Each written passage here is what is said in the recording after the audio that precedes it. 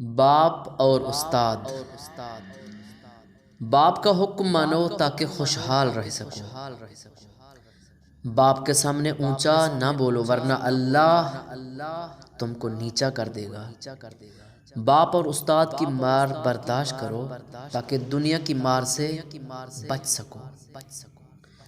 باپ ایک مقدس محافظ ہے جو ساری زندگی خاندان کی نگرانی کرتا رہتا ہے۔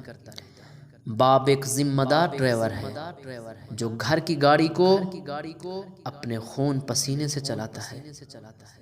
ماں کی دعا کا شوق رکھ کر باپ کی بد دعا سے بھی ڈر ہے۔ اگر ماں جنت ہے تو باپ جنت کا مین دروازہ ہے۔ باپ سے بہتر کوئی غمخوار نہیں، باپ سے بہتر کوئی درد مند نہیں، باپ سے بہتر کوئی ہمدرد نہیں، باپ سے بہتر کوئی استاد نہیں۔